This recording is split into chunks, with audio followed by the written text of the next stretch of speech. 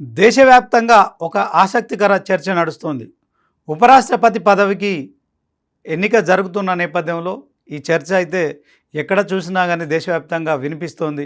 ఇదే క్రమంలో మరి ఈ ఉపరాష్ట్రపతి ఉప ఎన్నిక ఎందుకు అనివార్యమైందంటే జగదీప్ ధన్కర్ ఆయన రాజీనామా చేశారు. సో ఈ రాజీనామా తర్వాత ఉపరాష్ట్ర పదవికి ఉప ఎన్నిక జరుగుతోంది.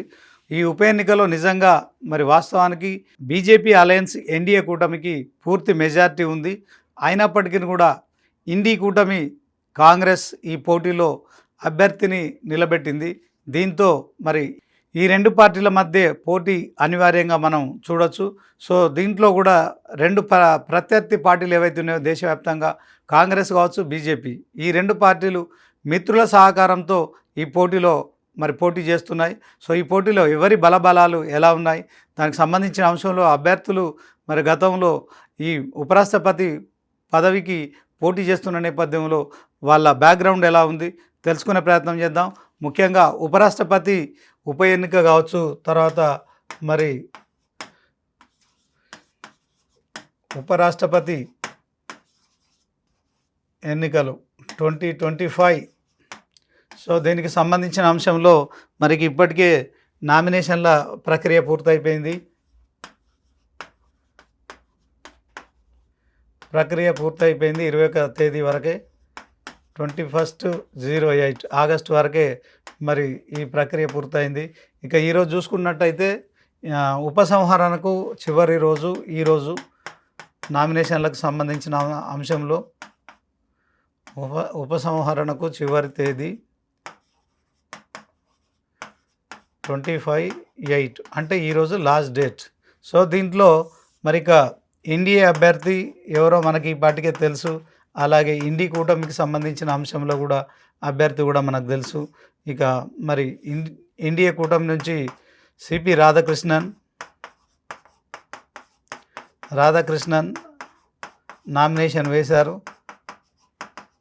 అలాగే ఇండీ కూటమి అభ్యర్థిగా జస్టిస్ సుదర్శన్ రెడ్డి,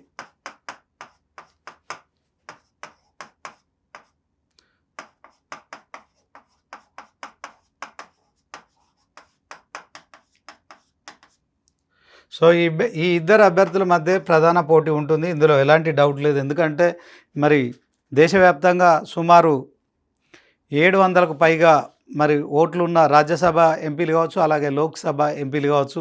సో వీళ్ళు మాత్రమే ఈ ఉపరాష్ట్రపతి ఎన్నికలో మరి సభ్యులుగా ఓటేసే అధికారం హక్కును కలిగి ఉన్నారు కనుక సో మొత్తానికి ఎంపీలు ఎన్నుకునే ఎన్నికకు సంబంధించిన అంశంలో ఇప్పటికే మరి ప్రభుత్వం ఏది ఉండాలనే అంశంలో కూడా మరి ఎన్డీఏ కూటమి కావచ్చు, ఇండీ కూటమికి సంబంధించిన అంశంలో మరి మిత్రుల సహకారంతో ఈసారి ఎన్డీఏ ప్రభుత్వం మరి అధికారం చేపట్టిన సంగతి మనకు తెలిసిందే.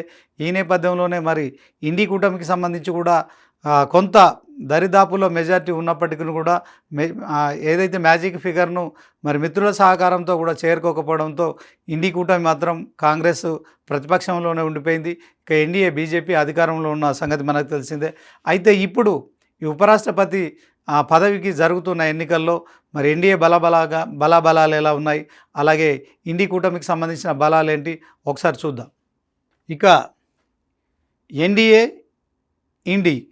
ఎన్డీఏలో ఎన్ని పార్టీలు ఉన్నాయి, తర్వాత ఇండీ కూటమిలో ఎన్ని పార్టీలు ఉన్నాయో చూసినట్టయితే ఓవరాల్గా ఈ మరి ఎన్డీఏ కూటమిలో 21 పార్టీలు ఉన్నాయి. దాంట్లో మనం చూసుకున్నట్టయితే మరి బీజేపీ కావచ్చు, తర్వాత టీడీపీ, జేడీయూ, అలాగే LJP, AIADMK, NCP, JDS, JSP, RLD, AGP, SHS, UPPL, ADS, RML, RLM, అలాగే NPP, SJU, SKM, RPI A, తర్వాత టీఎంసీఎం, హెచ్ఏఎం. మరి ఇక మొత్తానికైతే 20 మంది దీంట్లో ఎన్డీఏ కూటమిలో ఉన్నారు. సో 20 మంది కూటమికి సంబంధించిన అంశంలో మరి సిపి రాధాకృష్ణన్ ఉపరాష్ట్రపతి ఎన్డీఏ అభ్యర్థిగా ప్రతిపాదించారు. దీంట్లో ఒకసారి బలాలు కూడా ఎలా ఉన్నాయి చూసుకున్నట్టయితే బీజేపీకి సంబంధించి మరి మొత్తానికి బీజేపీ, అలాగే కాంగ్రెస్,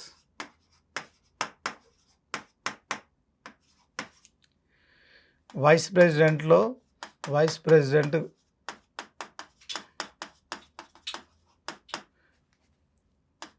పోలింగ్ సంబంధించిన అంశంలో స్ట్రెంత్ ఆఫ్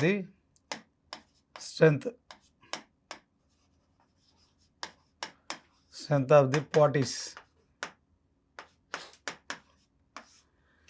సో మరి బీజేపీ సొంతంగా 240 ఎంపీలు ఉన్నారు ఉభయ సభలకు సంబంధించి. దీంట్లో లోక్సభ అలాగే రాజ్యసభ ప్లస్ రాజ్యసభ.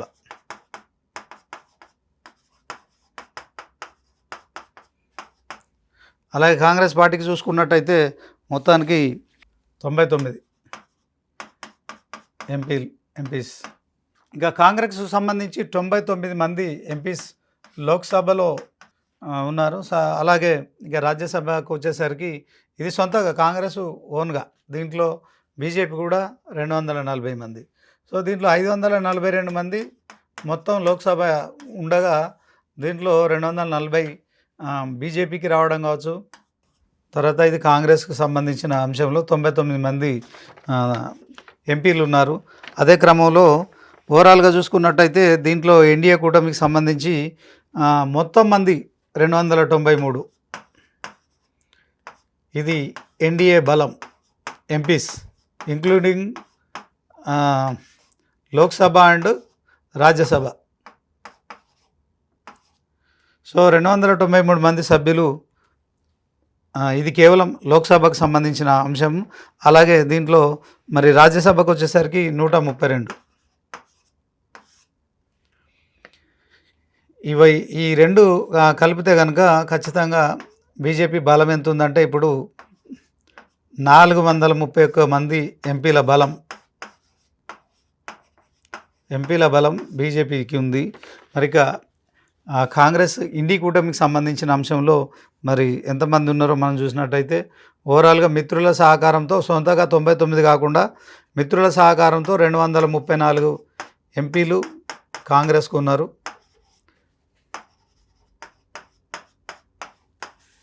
దాంతోపాటు 77 మంది రాజ్యసభ. ఇది లోక్సభ, ఇది రాజ్యసభ.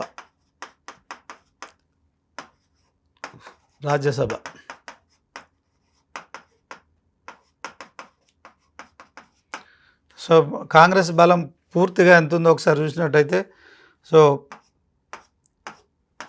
311. సో ఒకసారి మనం గమనించినట్టయితే ఇవి 542.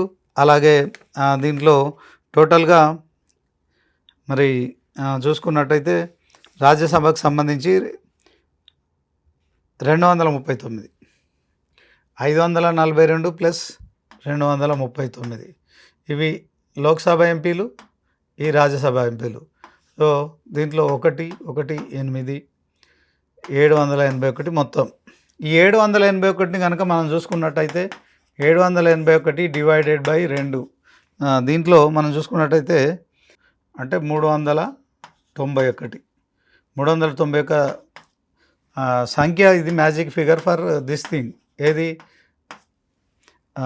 ఎవరైతే ఉపరాష్ట్రపతి అభ్యర్థిగా పోటీ చేసిన వాళ్ళు ఉన్నారో వాళ్ళకి రావాల్సిన ఓట్లు ఎన్ని అంటే ఓవరాల్గా ఈ 781లో రావాల్సినవి 391. ఇక 391 ఎంపీ సీట్లు వస్తేనే ఖచ్చితంగా ఉపరాష్ట్రపతి అభ్యర్థి ఎవరైనా ఉంటారో ఆ ఓట్లు పోలైతేనే ఖచ్చితంగా ఆయన ఉపరాష్ట్రపతిగా మరి ఎన్నికవుతారు. ఇదే సందర్భంలో మరి ఇండి కూటమి కాంగ్రెస్ మరొకసారి బీజేపీతో ఎన్డీఏ కూటమితో తలపడబోతుంది. మరి ఎందుకు అనంటే దీంట్లో రకరకాల మరి ప్రచారాలు అయితే కొనసాగుతూ ఉన్నాయి. సో కేవలం మెజార్టీ ఉంది కదా అని వదిలేస్తే దీంట్లో ఇండియాకు సంబంధించిన అభ్యర్థి సిపి రాధాకృష్ణన్ మరి ఉపరాష్ట్రపతిగా ఏకగ్రీవంగా ఎన్నికవుతాడు. దీంట్లో దేశవ్యాప్తంగా ఇప్పటికే అనేక ఉద్యమాలు చేస్తూ కావచ్చు, తర్వాత అనేక నిరసనలు చేస్తూ కావచ్చు, ధర్నాలు చేస్తూ కావచ్చు. మరి రాహుల్ గాంధీ అయితే మరి ఎన్నికల సమయంలో రాహుల్ జోడో యాత్ర చేశారు. దేశవ్యాప్తంగా ఒక కాంగ్రెస్ పార్టీకి ఒక పబ్లిసిటీ తీసుకొచ్చారు. సో ఆ పబ్లిసిటీలో భాగంగానే ఇటు మరి దక్షిణాదిన ఉన్న కర్ణాటక, తెలంగాణలో కూడా కాంగ్రెస్ పార్టీ అధికారంలోకి వచ్చింది. సో 5 గ్యారంటీలు ఇచ్చి కాంగ్రెస్ పార్టీ కర్ణాటకలో అధికారం చేజిక్కించుకోగా, మరి కర్ణాటక పక్కనే ఆనుకొని ఉన్న తెలంగాణలో కూడా మరొకసారి 5 కన్నా ఒక గ్యారంటీని యాడ్ చేసి మొత్తానికి 6 గ్యారంటీల పేరుతో మరి ఎక్కడికక్కడ జాతీయ నేతలు ఎవరైతే సోనియా గాంధీ కావచ్చు, రాహుల్ గాంధీ కావచ్చు, ప్రియాంక గాంధీ కావచ్చు, మల్లికార్జున్ ఖర్గే కావచ్చు, so Telangana CM, Telangana TPCC అధ్యక్షులుగా ఉన్న రేవంత్ రెడ్డి మరి ఏదైతే ఎక్కడికక్కడ సభలు ఏర్పాటు చేయడం కావచ్చు, సో మొత్తానికి 6 గ్యారంటీలను విస్తృతంగా ప్రజల్లోకి తీసుకెళ్లడం కావచ్చు. సో ఈ కార్యక్రమాలన్నీ మరి ప్రజలు నమ్మారు. ఇవి కూడా మరి 100 రోజుల్లో అమలు చేస్తామని మరి పూర్తి స్థాయిలో మరి చెప్పిన నేపథ్యంలో తెలంగాణలో కాంగ్రెస్కు ప్రజలు పట్టం కట్టారు. ఈ విషయం మనకు తెలిసిందే. ఇక ఈ నేపథ్యంలోనే ఇప్పుడు మరి 391 ఏదైతే మ్యాజిక్ ఫిగర్ ఉందో, దీంట్లో మరి ఇది కాంగ్రెస్కు సంబంధించిన అంశంలో కేవలం 311 మాత్రమే ఉన్నాయి. ఈ 311కు మరొక 80 మంది యాడ్ అయితే తప్ప ఈ మ్యాజిక్ ఫిగర్ రాదు. అయినప్పటికీ కూడా 80 మంది ఎవరు యాక్చువల్గా దీనికి సంబంధించిన అంశంలో తటస్థులు ఎవరు ఉన్నారంటే కేవలం ఒక 2 పార్టీలు మాత్రమే ఉన్నాయి. దానికి సంబంధించిన అంశంలో వీరు ఇండి కూటమిలో లేరు, అలాగే ఎన్డీఏ కూటమిలో కూడా లేరు. సో అదెవరో కాదు, ఆప్ పార్టీ కావచ్చు, తర్వాత దాంతోపాటు మరి బీఎస్పీ, ఈ 2 పార్టీలకు సంబంధించి మరి వారి బలగాలు కూడా మొత్తం కలిపితే 8 స్థానాలు కూడా లేవు. సో అయినప్పటికీ కూడా కాంగ్రెస్ పోటీ చేస్తుంది. ఈ 291 స్థానాలు కాంగ్రెస్ పార్టీకి కావచ్చు, అలాగే ఇండి కూటమి కావచ్చు, మెజార్టీ లేదు. అయినప్పటికీ పోటీ చేస్తున్నారు. పోటీ చేయడంలో ఆంతర్యం ఏంటి అంటే చాలా రకరకాల మరి కారణాలు అయితే వినిపిస్తున్నాయి. దీంట్లో మొత్తానికి ఒక ప్రచారం అయితే కాంగ్రెస్ పార్టీ మరి ఈ సందర్భంగా ఉపరాష్ట్రపతి ఉప ఎన్నిక సందర్భంగా కూడా మరి దేశవ్యాప్తంగా ఒక చర్చ జరుగుతుంది, ఒక ప్రచారం జరుగుతుంది. దాంతోపాటు బీహార్ ఎన్నికలు ఉన్నాయి, తెలంగాణలో కూడా స్థానిక సంస్థల ఎన్నికలు ఉన్నాయి, జూబ్లీహిల్స్ ఉప ఎన్నిక ఉంది. సో ప్రజల్లో ఉండాలి, ప్రచారంలో ఉండాలి, కాంగ్రెస్ పార్టీని బలోపేతం చేయాలి. ఇండి కూటమిలో మరొకసారి కూడా ఉన్న పార్టీలన్నీ కూడా మరి ఏవేవి అనే చర్చ కూడా వస్తుంది. దీంట్లో మరి ఒకసారి చూసుకున్నట్టయితే ఈ ఇండి కూటమికి సంబంధించిన అంశంలో మరి ఎన్డీఏ కూటమి కంటే ఎక్కువ పార్టీలు ఇండి కూటమిలో ఉన్నాయి. దీంట్లో 24 పార్టీలు మరి ఇండి కూటమిలో ఉన్నాయి. దీంట్లో చూసుకున్నట్టయితే వైఎస్ఆర్సీపీ ఉంది, అలాగే బీజేడీ ఉంది, ఐఎన్సీ ఉంది. సో ఐఎన్సీకి సంబంధించిన ఇండియన్ నేషనల్ కాంగ్రెస్ పార్టీ 99 స్థానాలు కావచ్చు, వైఎస్ఆర్సీపీకి 4 స్థానాలు కావచ్చు, బీజేడీకి దీంట్లో 7 రాజ్యసభ సభ్యులు ఉన్నారు. అలాగే ఎస్పీ చూసుకున్నట్టయితే మరి 37 స్థానాలు ఉన్నాయి, టీఎంసీకి 28 స్థానాలు, డిఎంకేకి 22 ఎంపీ స్థానాలు, ఎన్సీపీ ఎస్పీకి 8 స్థానాలు, సిపిఐఎం 4 స్థానాలు, ఆర్జేడీకి సంబంధించిన అంశంలో 4 ఎంపీలు, 5 రాజ్యసభ సభ్యులు. మొత్తానికి అయితే ఐయుఎంఎల్ చూసుకున్నట్టయితే 3 స్థానాలు, అలాగే 2 రాజ్యసభ స్థానాలు, జేఎంఎం చూసుకుంటే 3 ఎంపీలు, అలాగే 2 రాజ్యసభ, సిపిఐ చూసుకుంటే 2 ఎంపీలు, 2 రాజ్యసభ, అలాగే సిపిఐఎంఎల్ లెనినిస్ట్ 2 ఎంపీలు, అలాగే మరి ఇక రాజ్యసభ సభ్యులు లేరు. అలాగే జేకేఎన్సీ చూసుకున్నట్టయితే 2 ఎంపీలు, మరి వీసీకే చూసుకున్నట్టయితే 2, ఎండిఎంకే చూసుకున్నట్టయితే 1 స్థానం, దాంట్లో ఎంఎన్ఎం 1 స్థానం రాజ్యసభ మాత్రమే, ఆర్ఎస్పీ చూసుకుంటే 1 స్థానంలో ఎంపీగా ఉన్నారు, ఆర్ఎల్పీ చూసుకుంటే 1 ఎంపీ, తర్వాత కేఈసీ చూసుకున్నట్టయితే 1 ఎంపీ, మన అదే క్రమంలో బీఏపీ చూసుకున్నట్టయితే 1 ఎంపీ, వీపీపీకి 1 ఎంపీ. మొత్తానికి ఎస్ఎస్ జేఈటీకి సంబంధించి 9 మంది ఎంపీలు ఉన్నారు. At the same time 2 Rajya Sabha సభ్యులు కూడా ఉన్నారు. ఇండిపెండెన్స్ విషయంలో 3 ఉన్నారు, అలాగే 1 రాజ్యసభ సభ్యులు ఉన్నారు. దీంట్లో ఇక ఇండి కావచ్చు, ఎన్డీఏ కూటమిలో లేని మరి దీంట్లో యాప్కు సంబంధించి 3 ఎంపీలు ఉన్నారు, 9 మంది రాజ్యసభ సభ్యులు ఉన్నారు. అలాగే బీఎస్పీకి వస్తే కేవలం 1 రాజ్యసభ సభ్యుడు మాత్రమే ఉండడం మనం చూస్తూ, అలాగే ఎన్డీఏ కూటమికి సంబంధించి ఇప్పటికే మనం చూసాము.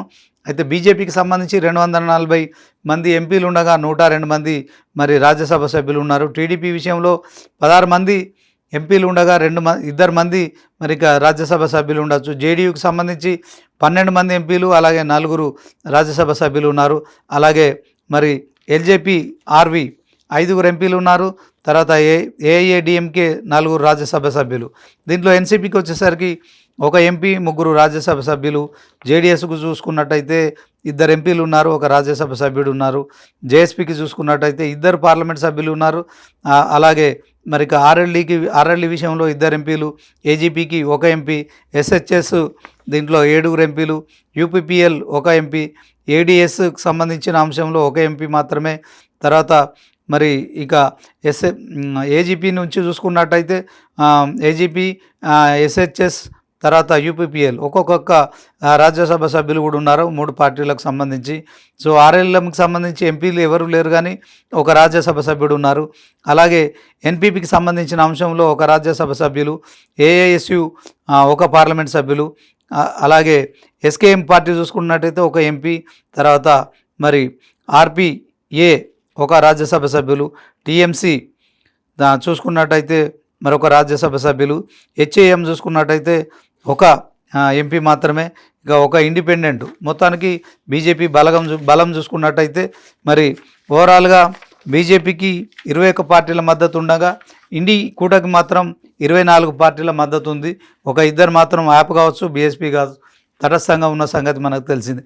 అయినప్పటికీ కూడా ఓవరాల్ 781 ఈ యొక్క ఎంపీల బలం, ఓవరాల్గా ఓటర్లు వీళ్ళే డిసైడ్ ఫ్యాక్టర్లు. రాజ్యసభ సభ్యులు, అలాగే మరి ఇది లోక్సభ, ఇది రాజ్యసభ సంబంధించిన అంశంలో మరి మ్యాజిక్ ఫిగర్ ఏదైతుందో 391 మంది మాత్రం ఓట్లు వేయాల్సి ఉంటుంది. ఉపరాష్ట్రపతి అనే వ్యక్తిని ఎన్నుకోవాలంటే ఖచ్చితంగా పోలింగ్ జరుగుతోంది కనుక సో ఈ పోలింగ్ విషయంలో మరి బీజేపీకి మెజారిటీ ఉంది. ఎందుకంటే 431 మంది బీజేపీ ఎంపీలు ఉన్నారు ఉభయ సభల్లో, రాజ్యసభ కావచ్చు, లోక్సభలో. మొత్తానికి ఇది క్లీన్ స్వీప్ చేస్తుంది, అందులో ఎలాంటి డౌట్ లేదు. సో ఓటింగ్ వేయిన క్రమంలో మరి 431కి అంటే అడిషనల్గా దాదాపు ఒక 40 మంది ఎక్స్ట్రా కూడా ఉన్నారు. సో మ్యాజిక్ ఫిగర్ను మించి కూడా 40 మంది ఎంపీలు ఉన్నప్పటికీ కూడా కాంగ్రెస్ పోటీ చేస్తుంది.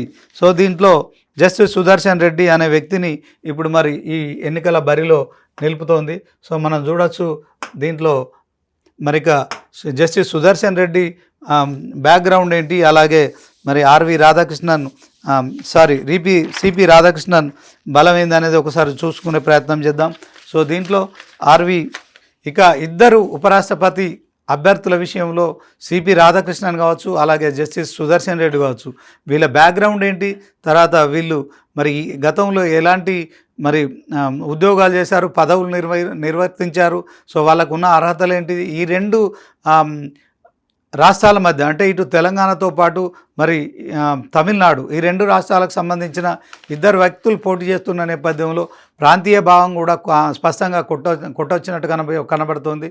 దీంట్లో తెలుగువాడైన మరి జస్టిస్ సుదర్శన్ రెడ్డిని గెలిపించాలని చెప్పి తెలంగాణ సీఎం రేవంత్ రెడ్డి పార్టీలకు అతీతంగా, రాజకీయాలకు అతీతంగా గతంలో పివి నరసింహారావుకి అయితే ఎలాంటి స్ఫూర్తిని ప్రదర్శించామో తెలుగువాడిగా మరి ఆయన ప్రధాని అయిన తర్వాత మరి ఎలాగైతే మనం సంతోషించామో అదే క్రమంలో కూడా జస్టిస్ సుదర్శన్ రెడ్డి కూడా అలాంటి మద్దతు ఇవ్వాలని చెప్పి అందరినీ కోరుతున్నారు. ఇదే క్రమంలో ప్రచారం కొనసాగుతుంది దేశవ్యాప్తంగా. మరొకసారి కూడా ఎంపీలను కలిసి 2 ఇండి కూటమి కావచ్చు, ఎన్డీఏ కూటమి కావచ్చు మరి ఓట్లు వేయాలని చెప్పి మరి ప్రచారం కొనసాగుతున్న నేపథ్యంలో ఈ ప్రచారంతో దేశవ్యాప్తంగా కాంగ్రెస్ మరొకసారి ఉపరాష్ట్రపతి ఉప ఎన్నికల్లో పోటీ చేయడం మరి ఈ వేదికను ఎంచుకుంది. సో ఈ ప్రచారం అయితే కొనసాగుతుంది. ఈ ఉప ఎన్నిక జరుగుతున్న నేపథ్యంలో ఉపరాష్ట్రపతి ఎవరనే అంశంలో మరి ఓట్ల లెక్కింపు కావచ్చు, తర్వాత అభ్యర్థిని ప్రకటించే వరకు కూడా దీనిపై ఒక కాన్సంట్రేషన్ ఉంటుంది కనుక మరి మొత్తానికైతే ఇండి కూటమి కాంగ్రెస్ అయితే మరి సాహసోపేతమైన నిర్ణయం తీసుకొని ఉపరాష్ట్రపతి ఎన్నికకు సంబంధించిన అంశంలో నామినేషన్ వేయడం జరిగింది. దీంట్లో తెలుగువాడుగా మరి ఉన్న సుదర్శన్ రెడ్డిని మాత్రం ఉపరాష్ట్రపతి అభ్యర్థిగా మరి ప్రకటించడం మనం చూడవచ్చు. సో దీంతో తెలంగాణ సీఎం రేవంత్ రెడ్డి ఖచ్చితంగా ఈ ప్రచారంలో కూడా పాల్గొంటారు. సో తెలుగు వాళ్ళైన ఏపీ ముఖ్యమంత్రి చంద్రబాబును కావచ్చు, అలాగే మాజీ ముఖ్యమంత్రి జగన్ కావచ్చు, తర్వాత ఇక్కడున్న మాజీ ముఖ్యమంత్రి కేసీఆర్ కావచ్చు, అలాగే బీజేపీ పార్టీ కావచ్చు, తెలుగువాడు పోటీ చేస్తున్నాడు కనుక మీరు మద్దతు ఇవ్వండి. ఉపరాష్ట్రపతిగా తెలుగువాడైతే నిజంగా మనందరికీ గర్వకారణం అనే విధంగా కూడా మరి చెప్తున్నారు. అయినప్పటికీ కూడా టీడీపీ మరి ఎన్డీఏలో అలయన్స్గా ఉంది కనుక బీజేపీకి సంబంధించి వ్యతిరేకంగా చంద్రబాబు సహకరించాడు.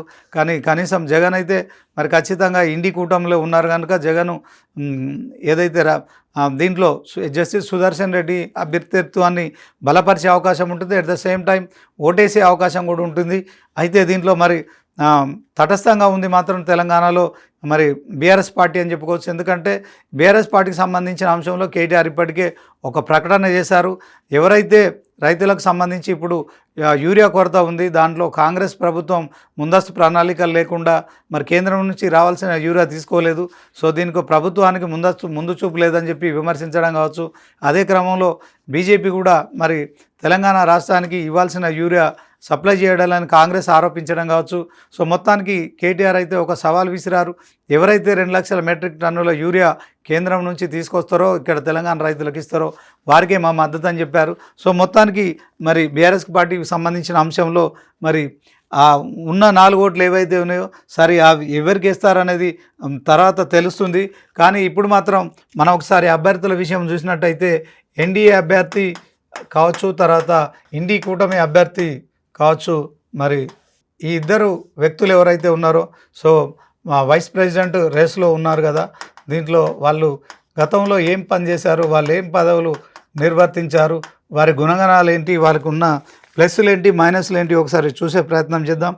దీంట్లో సిపి రాధాకృష్ణన్ మరి ఎన్డీఏ కూటమికి సంబంధించిన అభ్యర్థి కనుక మరి ఈయన గతంలో ఎలాంటి పదవులు నిర్వర్తించారు, మరి ఈయనకున్న ప్లస్లు ఏంటి, తర్వాత మైనస్లు ఏంటి చూద్దాం. తప్పకుండా ఇతను మరి 1957లో మరి జన్మించారు. 20 అక్టోబర్ డేట్ ఆఫ్ బర్త్ అయినది. సో దీంట్లో ఇక ఇండి కూటమికి సంబంధించిన అభ్యర్థి కూడా మనం ఒకసారి చూసినట్టయితే justice B Sudarshan Reddy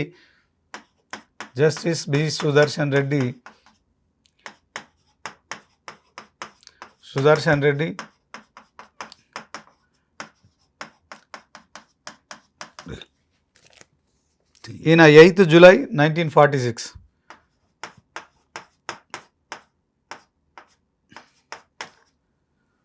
so దీంట్లో జస్టిస్ సుదర్శన్ రెడ్డి వయసులో పెద్దవారు, ఇతని కన్నా సుమారు రాధాకృష్ణన్ కన్నా సుమారు మరి ఒక 11 సంవత్సరాలు 11 ఇయర్స్ ఎల్డర్, దాంట్లో పెద్దవారు. సో వయసులో కూడా పెద్దవారు కనుక ఆయన మరి ఇప్పటికే జడ్జిగా పనిచేశారు. ఈయన సుప్రీంకోర్టు జడ్జిగా, సుప్రీంకోర్టు జడ్జి అంటే మామూలు విషయం కాదు ఇది. మరి ఆయన ఆంధ్రప్రదేశ్ జడ్జిగా, హైకోర్టు జడ్జిగా కూడా పనిచేశారు.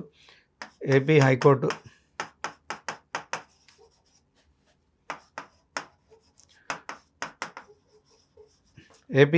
జడ్జిగా పనిచేశారు. అలాగే chief justice of the Guwahati high court, CJ Guwahati హైకోర్టులో కూడా పనిచేశారు. మొత్తానికి ఈయనదంతా బ్యాక్గ్రౌండ్ జ్యుడిషియల్ బ్యాక్గ్రౌండు. సో దీంట్లో మరి ఆయన చీఫ్ జస్టిస్ సుదర్శన్ రెడ్డి నిజంగానే సుప్రీంకోర్టు చీఫ్ జస్టిస్గా పోటీ చేయడం అంటే మామూలు ఇష్యూ కాదు ఇది. సో దీంట్లో ఆయన మీద మరి ఇప్పుడు అమిత్ షా అర్బన్ నక్సలైట్గా కూడా అభివర్ణిస్తున్నారు. ఎందుకంటే గతంలో సల్వాజూడం అలాగే నక్సలైట్ల విషయంలో మరి కొంత ఆయన సుప్రీంకోర్టు చీఫ్ జస్టిస్గా ఉన్నారు. ఆ సందర్భంలో మరి ఆయన నక్సలైట్లకు అనుకూలంగా వ్యవహరించారని ఆరోపణ చేస్తున్నారు. సో దాంతో అమిత్ షా ఈ వ్యాఖ్యలు ఎందుకు చేశారంటే అర్బన్ నక్సలైట్ అని అనడంలో కారణం ఏంటంటే ఆయన కనుక నక్సలైట్లకు అనుకూలంగా లేకుంటే నేను ఎప్పుడో నక్సలైట్లను ఏరివేసేవాడినని ఆయన చెప్తున్నట్టు కూడా జరుగుతున్న ప్రచారం కావచ్చు. మొత్తానికి ఈ ప్రక్రియ అయితే మరి దీంట్లో ఈయన టోటల్ బ్యాక్గ్రౌండ్ మాత్రం జ్యుడిషియల్ ఉంది కనుక సో ఇది ఈయన బ్యాక్గ్రౌండు.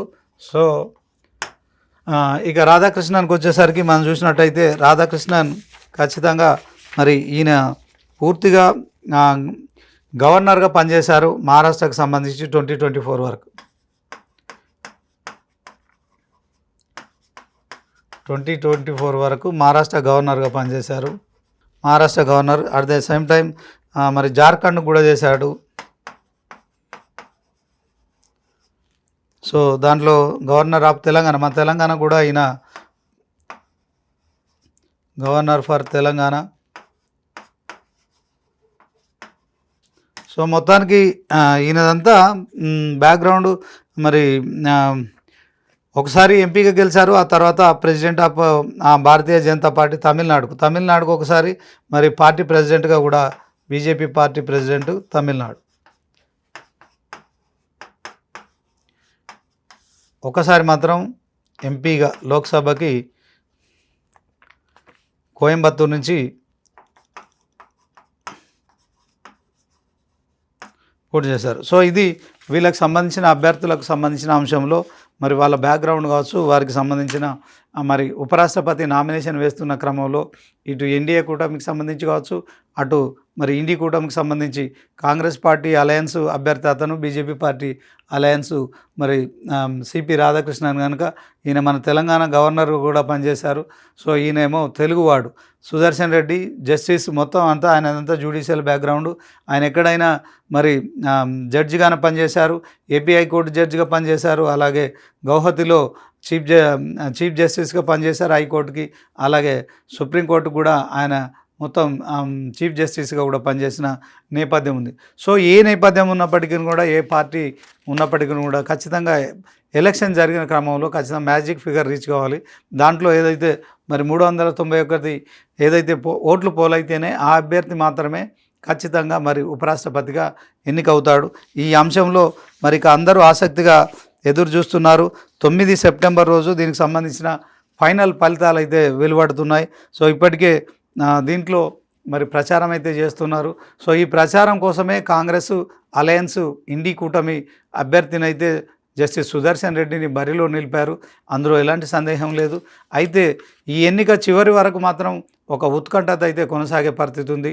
ఉపరాష్ట్రపతి ఎవరనే అంశంలో కూడా ఎన్నిక జరిగి ఫలితాలు వెలువడేసరికి కూడా మరి ఒక సస్పెన్స్ వాతావరణం కొనసాగుతున్న నేపథ్యంలో ఆ సస్పెన్స్ను కావచ్చు, తర్వాత ఆ ప్రచారాన్ని కాంగ్రెస్ ఎట్టి పరిస్థితుల్లో వదులుకోదలుచుకోలేదు. ఎందుకంటే ఇప్పటికే బీహార్ ఎన్నికల నేపథ్యంలో మరి బీజేపీ ఓట్ చోరీకి పాల్పడిందని చెప్పి కావచ్చు, గద్దీ చోడ అనే నినాదం తీసుకొని రేపటి నుంచి బీహార్లో మరి రాహుల్ గాంధీ పాదయాత్ర చేస్తున్నారు. అదే క్రమంలో తెలంగాణ సీఎం రేవంత్ రెడ్డితో పాటు మరి దేశవ్యాప్తంగా ఉన్న కాంగ్రెస్ నేతలంతా కూడా రాహుల్ గాంధీకి మద్దతుగా పాదయాత్రలో బీహార్లో పర్యటన చేస్తున్నారు. ఇదే క్రమంలో మరి కాంగ్రెస్ ప్రతి అంశాన్ని వదులుకునే పరిస్థితి లేదు. బీజేపీని ఖచ్చితంగా రానున్న ఈ 4 ఏళ్లలో పూర్తిగా మరి డిఫేమ్ చేయడం కావచ్చు, ప్రజల్లో దోషిగా నిలబెట్టే కార్యక్రమం కావచ్చు, చేసే కార్యక్రమాలు ఏమున్నా కూడా ఖచ్చితంగా ఆ అంశంలో పార్టిసిపేట్ చేస్తుంది. ఇప్పుడు బీహార్ ఎన్నికలు సమీపిస్తున్న నేపథ్యంలో మరి 65 లక్షల ఓట్లు తొలగించారు. సో బీహార్ ఎన్నికల్లో కేవలం బీజేపీ గెలుపు కోసమే ఇలాంటి ప్రక్రియ చేపట్టిందని చెప్పిన నేపథ్యంలో ఓవరాల్గా రాహుల్ గాంధీ తీసుకున్న నిర్ణయానికి మరి కాంగ్రెస్ ముఖ్యమంత్రులు కర్ణాటక కావచ్చు, మరి తెలంగాణ కావచ్చు, వాళ్ళంతా కూడా సంఘీభావం ప్రకటిస్తున్నారు. అలాగే దేశవ్యాప్తంగా ఉన్న పార్టీకి సంబంధించిన నాయకులు కూడా మరి ఈ యొక్క పాదయాత్రలో పాల్గొంటున్నారు. సో దీంట్లో మరి ఖచ్చితంగా ఉపరాష్ట్రపతి ఎన్నికను కూడా కాంగ్రెస్ మరి ఒక ప్రచారానికి వేదికగా తీసుకుంటోంది. ఎట్టి పరిస్థితుల్లో ఓడిపోతామని తెలిసినప్పటికీ కూడా అభ్యర్థిని నిలపడం కావచ్చు, దేశవ్యాప్తంగా మరి ఎంపీలను అలాగే మరి పార్టీలకు సంబంధించిన అందరినీ కూడా అభ్యర్థించే ప్రక్రియ అయితే చేపట్టబోతుంది. మరి చూడాలి, పోటీలో నిలబడిన కాంగ్రెస్ ఓడిపోతామని తెలిసిన మరి అభ్యర్థిని నిలపడం కావచ్చు. అదే క్రమంలో బీజేపీ కూడా చాలా దృఢ నిశ్చయంతో ఉంది. ఖచ్చితంగా మరి మెజార్టీ ఉంది కనుక మా అభ్యర్థి గెలుస్తాడనే ధీమా వ్యక్తం చేస్తుంది. సో మొత్తానికి సెప్టెంబర్ 9వ తేదీన ఎవరు ఉపరాష్ట్రపతి గెలుస్తాడనే అంశం అయితే ఇంకా సస్పెన్స్ కొనసాగుతుంది.